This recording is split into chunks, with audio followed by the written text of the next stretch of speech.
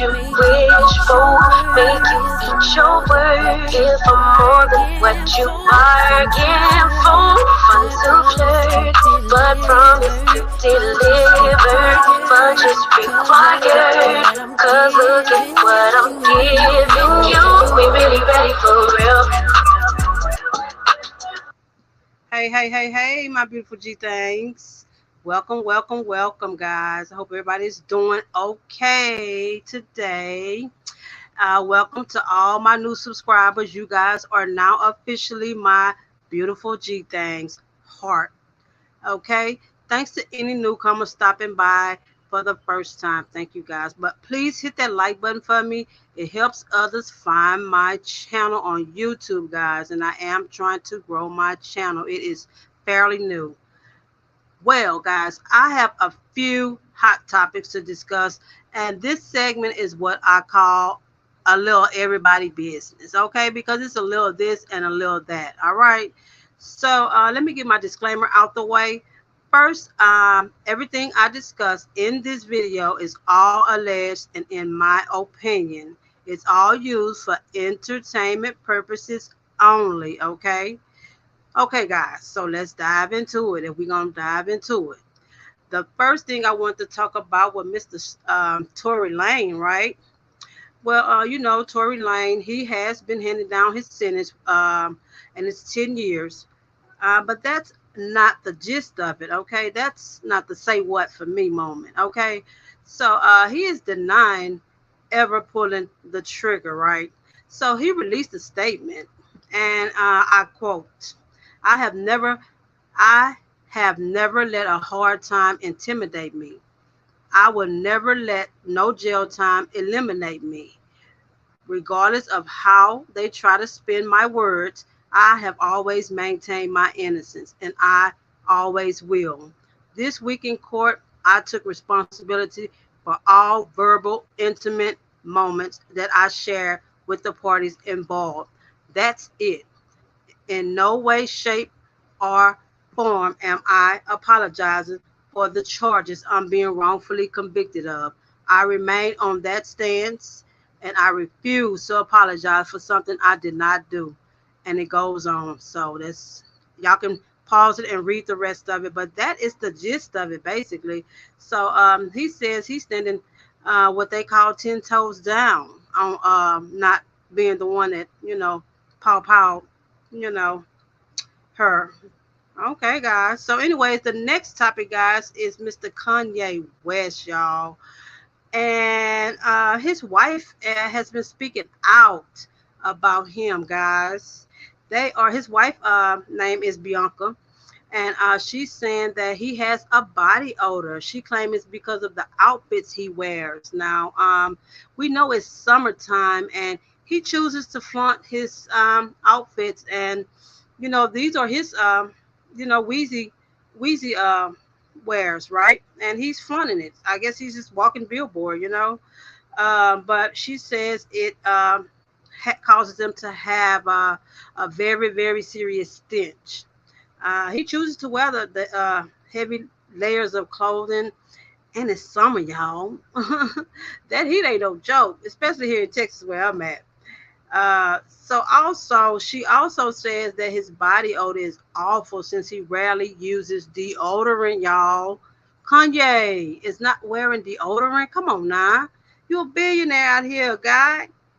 The outfits he wears that carries the body odor is his fashion that he is showcasing. But I suggest he do that on a runway with some air conditioning. Do that. Can you do that, billionaire? Wow. It's alleged that his ex-wife Kim Kardashian used to struggle with the artist's bad smell as well. Kanye, find another way to showcase your outfits, dude. Because that's just walking around with that body odor, baby. It's not, you smell like a trash can around here. You're a billionaire, a whole billionaire, dude. Come on now. Anyways, guys, the last topic I want to talk about was I can't even think his name, y'all. Was Tyrese. I'm sorry, guys. I had a brain freeze. Forgive me. was Tyrese, y'all, and he has shared a story about going into Home Depot, and he has a lawsuit that he's bringing against them for allegedly racial profiling him. Tyrese went to patronize their establishment. He purchased multiple things. He scanned his candy bars and walked out the store due to people recognizing him, right? Because he is a celebrity in his own right, but he left his credit card with his assistant to pay for the items that he was purchasing, right? The supervisor told them that they needed to show ID prior to using the credit card. So they FaceTimed Tyrese, but she insisted that he had to physically come back in the show and show his ID. He was so annoyed that uh, he had to come back in and draw further attention to himself.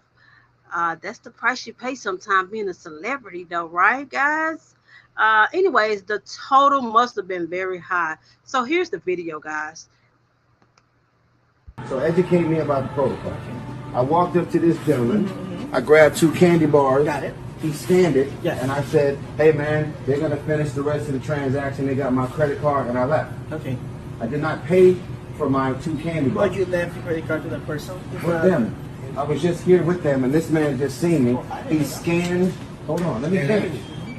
He scanned my 2 candy bars. I looked him in his face. They were finishing up the transaction, and I walked out of your store with 2 candy bars, no ID, and I didn't swipe my card to pay for it. And he let me leave. So then, as I left, sir, they're now here to finish the transaction because irregardless of who I am, I don't like getting attention. And I just started seeing people looking, and I was like, let me go ahead and work my way out. They've been coming here and working with me. They work with me. I don't treat anybody less than. I treat everybody with respect. They've been working with me for 10 years. I have not been in this store in probably 6 years. So I'm asking the supervisor, who won't give me her last name, what is the store policy that you have in place that you're supposed to implement where I'm able to scan 2 candy bars and walk outside without my ID and without paying for it? And he let me leave. And I'm calling you on FaceTime to say if you have an ID problem and I don't have a pro account, you're looking at me on FaceTime and I'm telling you it's me.